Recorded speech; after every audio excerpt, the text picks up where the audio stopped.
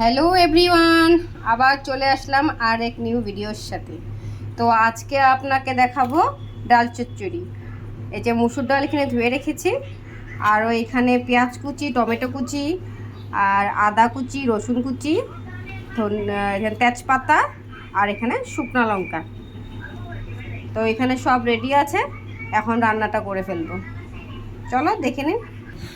কড়াইটা গরম হয়ে গেছে, কড়াইতে তেল দিয়ে দিয়েছি।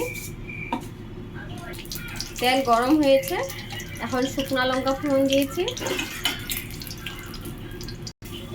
পাঁচ ফোড়ন সম্বাদ দিয়েছি, তেজপাতা, আদা কুচি,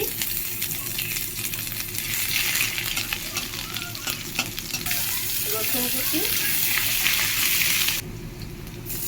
পেঁয়াজ কুচি,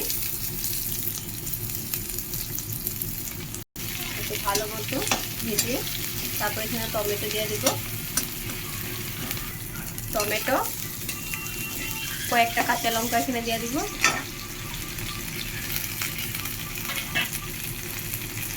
ভালো মতো ভাজা হয়েছে, এখন এখানে মুসুর ডালটা দিয়ে দিচ্ছি। ভালো মতো মুসুর ডালটা সবগুলো উপকরণের সাথে একটু ভেজে নেব।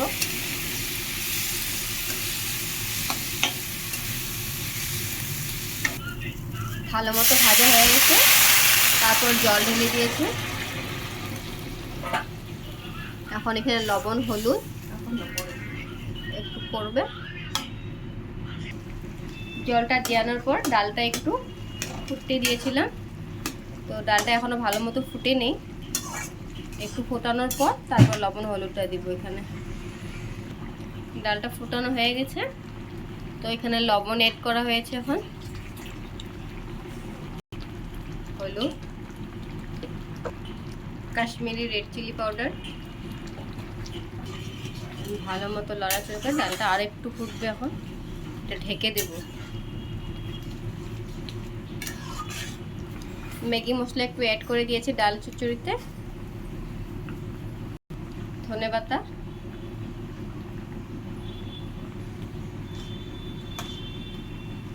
আর একটু করে ডাল চচ্চড়ি রেডি হয়ে যাবে, নামিয়ে ফেলবো। ডাল চচ্চড়ি রেডি। এই যে এখন একটু বাটার দিয়ে দিব। বাটারটা নামানোর পরে দিয়েছি।